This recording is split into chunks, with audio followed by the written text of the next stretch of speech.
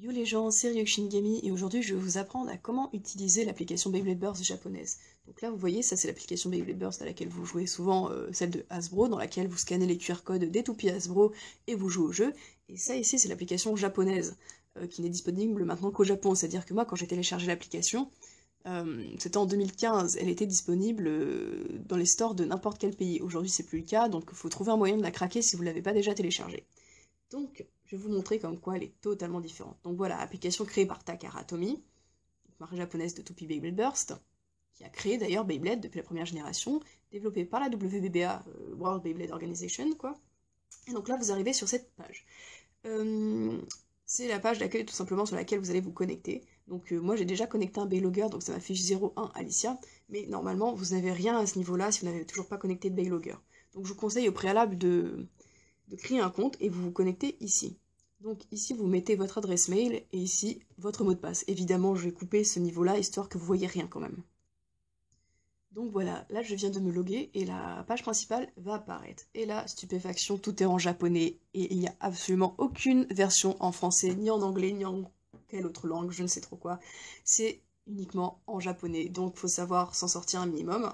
Mais je reviendrai sur cette partie-là un peu plus tard en fait, parce qu'il y a un moyen de mettre en une autre langue, mais je vous montrerai comment. Donc sinon, comment est-ce qu'on porte l'application en fait? Ici, vous pouvez tout simplement retourner à la page d'accueil, donc la toute première, voilà. Là, vous avez accès à un menu, donc avec des paramètres, mais vu que c'est en japonais, pardon, vous ne pouvez pas, à moins que vous parliez couramment le japonais, vous ne pourrez pas comprendre quoi que ce soit. Là, c'est le bouton de déconnexion. Là, c'est pour scanner les QR codes des toupies Takara Tomy. Et là, donc, vous appuyez sur le petit bonhomme et vous êtes de retour sur votre page personnelle. Au niveau des boutons en bas, donc lui, je l'ai expliqué, et lui, c'est tout simplement pour accéder plus rapidement au scan des codes de toupie, voilà. Et donc, l'application se décompose comme ça, et je vais vous montrer un moyen, en fait, de la mettre dans une autre langue. Donc, pour ça, vous quittez l'application, et il y a un truc magique, c'est qu'en fait, vous allez sur Chrome, et Takara Tomy a eu la bonne idée de transformer en fait l'application aussi en un site internet. Donc beyblade.takaratomy.co.jp, vous voyez. Et donc là, c'est pareil, je suis connectée sur mon compte. Et c'est écrit en anglais, parce qu'en fait, grâce à Chrome, vous voyez, je peux traduire automatiquement chaque page en japonais dans la langue que je veux. J'ai mis en anglais parce que la traduction, c'est plus fidèle. Et parce qu'en fait, par exemple, les noms des toupies, quand vous les mettez en français, par exemple, Carbex devient chien trois têtes, enfin bref, ça n'a plus aucun sens. Et du coup, j'ai choisi de la mettre en anglais, surtout que je me débrouille en anglais. Et donc, c'est grâce à ça en fait que je vais vous montrer comment fonctionne l'application, puisque la totalité de cette page-là, c'est exactement la même chose que l'application en fait. La seule différence entre le site internet et l'application, c'est que vous ne pourrez pas synchroniser votre Beylogger avec le site ou sur un ordi, ni scanner les codes. Pour ça, il vous faudra l'application. Donc, page personnelle. Là, vous voyez, l'avatar que j'ai choisi, on peut le modifier. La toupie préférée que j'ai choisie, on peut la modifier parmi les toupies, bien sûr, que vous avez scannées. Là, c'est mon nombre total de points. Donc là, il y a une deuxième rubrique, je ne sais pas trop ce que c'est la différence. La puissance de lancer maximale, enregistrée par le Beylogger sur un lanceur. Ma puissance moyenne. Et le nombre total de lancers effectués. Et là, vous avez des badges, en fait. Ça correspond, en fait, il y a dans l'application, il y a des sortes d'achievements, des challenges. Et par exemple, en fonction du nombre de fois où vous vous connectez sur votre compte, en fonction du nombre de fois que vous synchronisez le Beylogger, de la puissance de lancer atteint, etc., vous gagnez des badges. Donc plus vous montez dans la liste en or et en diamant, plus ce sont des trucs compliqués à atteindre. Et en fait, ça vous rapporte des points. Là, ce sont les trophées, en fait, vu qu'au Japon, euh, lorsque vous allez à un tournoi, dans les magasins participants, en fait, ils ont une sorte de tablette sur laquelle vous pouvez vous connecter et qui va vous donner, voilà, pareil, des trophées et des points en fonction de votre rang en tournoi. C'est super bien fait. Donc moi, évidemment, tout est à zéro parce que je ne suis jamais allée au Japon pour participer à un tournoi. Et donc voilà, ça c'est mon nombre de points. Donc il y a un truc qui s'appelle le quiz, que vous pouvez accéder juste ici, qui est vraiment pas mal pour gagner des points quand vous n'êtes pas au Japon. C'est d'ailleurs comme ça que j'ai eu la plupart de mes points. Vous voyez, today's quiz is already answered. C'est-à-dire que j'ai déjà fait le quiz, et en fait ça se réinitialise tous les jours en fait à 16 ou 17 heures en fonction de l'heure d'hiver ou d'été, et chaque jour vous avez une question. Et ce qui est bien, c'est justement avec Chrome, ça traduit la question, et si vous parlez pas japonais, comme ça vous permet d'avoir la bonne réponse en fait. C'est des questions relativement simples, hein, genre par exemple Axel, c'est une pointe de quel type? Donc là, on a le récapitulatif de tous les points que j'ai gagnés dernièrement. Donc voilà, par rapport au quiz, par rapport à ma dernière synchronisation de Baylogger, encore le quiz, le Baylogger. Là, c'est quand j'ai scanné le code du Baylauncher rouge. Voilà, View All Point Logs, donc c'est-à-dire qu'on peut en voir plus. Friends, donc vous pouvez connecter votre Baylogger avec celui d'un ami pour échanger vos informations. Donc je connais personne autour de moi qui a un Baylogger, c'est dommage. Donc voilà, ça c'est globalement la première page. Ensuite vous avez différents menus. Voilà, ça c'est pour accéder plus rapidement. Et là c'est votre garage à toupies, en gros votre boîte. Toutes les toupies que vous avez scannées en fonction des QR codes, vous pouvez les retrouver ici. Donc par exemple récemment j'ai scanné le B01 Valkyrie Long Axel et du coup là il me dit que j'ai déjà le layer Valkyrie. Après plus loin, genre là voilà, les layers, et il y a la même chose avec les disques, les drivers et les accessoires édition limitée quoi. Vous voyez, hop, tous les drivers que j'ai. Bien sûr il m'en manque plein, hein, j'ai pas tout non plus. Ensuite ici c'est quoi? Ici voilà c'est le National Ranking en fait, c'est le classement international en fonction du nombre de points sur l'application. Et donc vous voyez, vous pouvez choisir différents menus. Donc là, nombre de points total. Et vous voyez que moi, avec 144 000, je suis loin du maximum en fait. Vous pouvez même calculer en fonction de la puissance de lancer atteinte. Donc moi je suis à 1500 parce que mon Baylogger, qui est la première version, accepte des puissances que jusqu'à 1500, mais le Baylogger Plus, à mon avis, peut aller beaucoup plus loin puisque les autres sont à 2500. Voilà. Et VS, c'est quoi? Ça, je crois que c'est des... Je sais pas. Honnêtement, je sais pas. Bon, là, pareil, là, il y a un menu, encore une fois. Ça doit être... Il y a deux menus pour la question? C'est bizarre. Bref. Sinon, on va explorer un peu plus ça. Donc là, voilà, il y a un message d'accueil, en général, un truc qui pop en plein milieu. C'est souvent, quand il y a des dernières toupies qui sortent, et des gens, ils font des mauvaises manips, et du coup, voilà, ils récapitulent en gros, par exemple, là c'est pour le changement de mode de Spriggan Requiem et de Legend Spriggan, ils disent dans quel sens faut tourner les dents, quoi, pour changer de mode, ne pas se pencher au-dessus du stadium, voilà, c'est des petites consignes de sécurité. Donc là on est vraiment sur la page d'accueil hors information personnelle, donc là ça récapitule en fait les dernières toupies sorties, donc Revive Phoenix, Archer Hercules et le Random Booster Volume 11 avec Vice Léopard. Là ça explique un peu les choses là-dessous, là les dernières news par rapport au tournoi G4. Là, c'est pareil, c'est les dernières news, donc ils parlent de, par exemple, du World OP Fair 2018, qui est l'exposition annuelle, enfin, qui a lieu 2 fois dans l'année, où Takara expose ses dernières toupies. Là, on a quoi?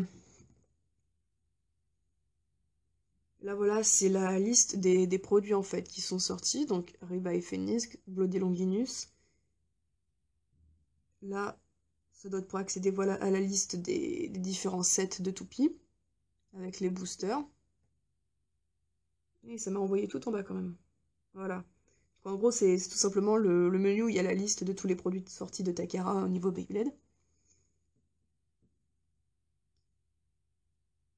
Là, voilà, là ça explique en fait les différents rangs de tournois, parce qu'au Japon, en gros, vous avez les G4, qui sont les petits tournois organisés le week-end dans les magasins, par exemple dans les Toys R Us. Et après, il y a les G1, qui sont les tournois nationaux, en fait. Donc, par exemple, les qualifications pour le championnat du monde au Japon seront des G1.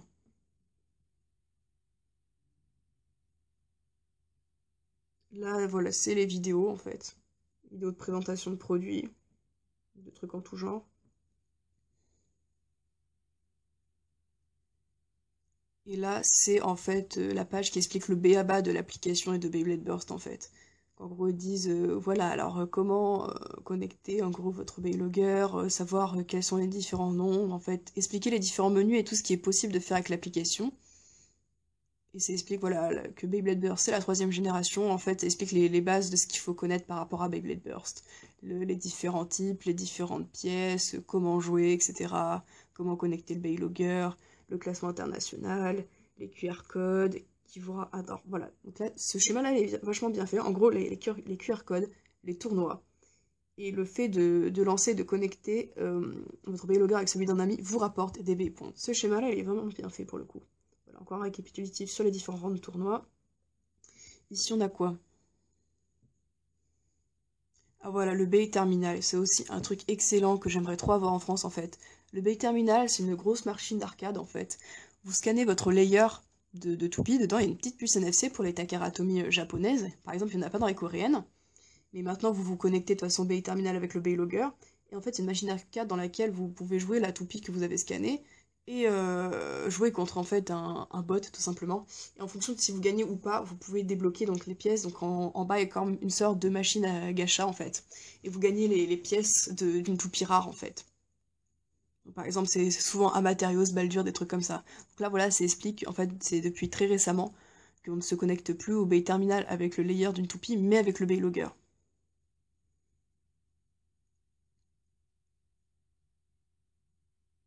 Là je sais pas ce que c'est un menu avec des informations.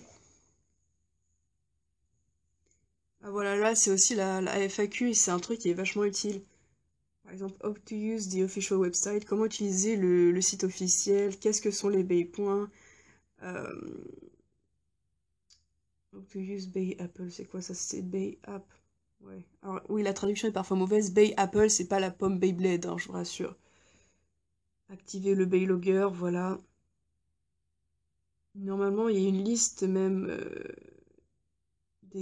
la liste des Bay Loggers, enfin non, des smartphones qui sont compatibles avec le Bay Logger. Voilà, c'est ici.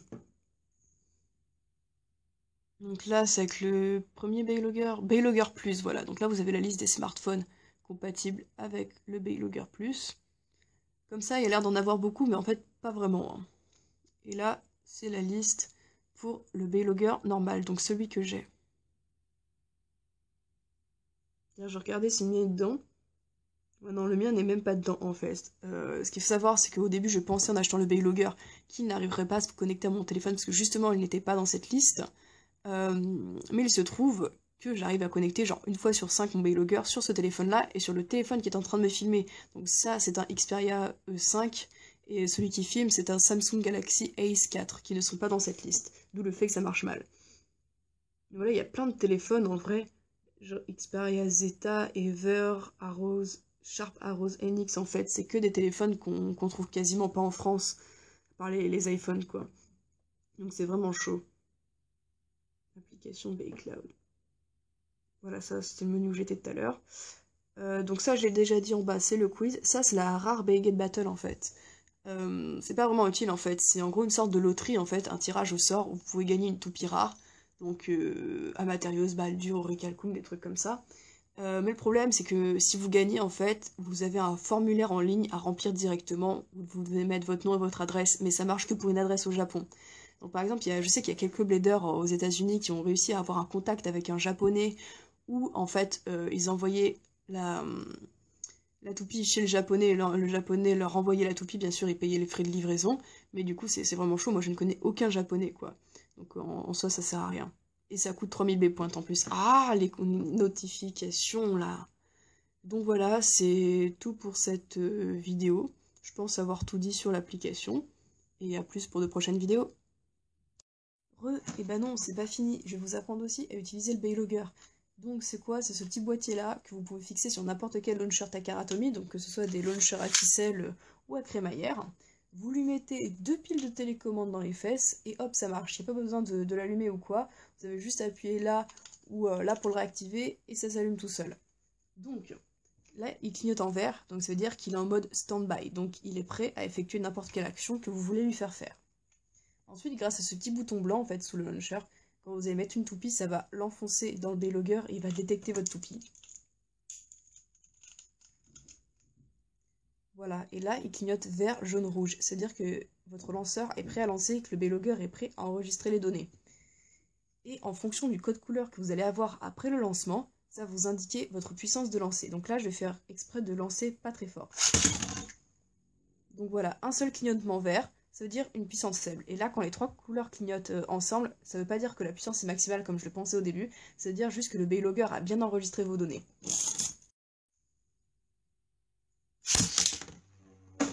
Clignotement vert et jaune, puissance moyenne, trois couleurs, enregistrées. Voilà. Et là, je vais vous montrer une petite technique. Et là, alors c'est cadeau, je vais vous montrer une petite technique de triche en fait pour augmenter votre puissance maximale au niveau des données de l'application captées par le Baylogger. Donc déjà, comment est captée la vitesse de rotation? Ici, sous le Baylogger, vous avez un petit capteur qui va venir s'aligner avec ce petit truc ici. Et vous voyez quand vous tirez la ficelle ou la crémaillère, il y a une alternance de noir et de blanc. Et c'est en réalité la vitesse de ce changement de noir et de blanc que va capter le Beylogger et qui va transformer cette donnée en vitesse. Et il y a un moyen très facile de craquer le truc, et je vais tout de suite vous montrer comment faire. Voilà, j'ai désossé le premier lanceur, et en fait on voit que le système d'alternance noir-blanc, en fait c'est moite-moite. Donc quand vous allez tourner, voilà, ça va tourner à une certaine vitesse. Et en fait, si vous réduisez la taille de la zone de noir et de blanc et que vous en mettez plus, à peu près comme ceci, la vitesse de changement entre noir et blanc va être supérieure et du coup vous allez pouvoir augmenter la vitesse captée par le Beylogger. Pour ça, comment j'ai fait? En fait, là c'est juste de la souris en fait. Vous savez, de la souris genre comme le Blanco. J'en ai juste mis parce que j'avais rien d'autre. Et là de l'autre côté j'ai mis du marqueur en fait. Du coup j'ai mis sur la moitié de la zone noire un truc blanc, donc ça peut être de la peinture, du Blanco, un morceau de papier bien fixé avec du scotch ou quoi que ce soit. Et là j'ai tout simplement pris du marqueur noir pour remettre sur la moitié de la zone blanche. C'est d'ailleurs comme ça que j'ai réussi à atteindre la puissance maximale captée par ce Beylogger qui est de 1500. Donc 1500 quoi, l'unité n'est pas précisée, mais c'est le max qu'on peut atteindre avec ce Beylogger. Parce qu'en fait, les lanceurs à ficelle comme ça ne sont pas très puissants et c'est beaucoup plus facile d'atteindre une puissance maximale avec par exemple un Sword Launcher ou un Bay Launcher LR. Et vu que je n'ai ni l'un ni l'autre en Takaratomy, c'est compliqué. Du coup, j'ai dû faire uniquement avec des Bay Launchers et je peux vous assurer franchement que ça marche, hein, vraiment. Réellement, ça marche. Voilà, c'est juste la petite astuce. Après, il suffit juste de remonter les launchers et ça passe tout seul.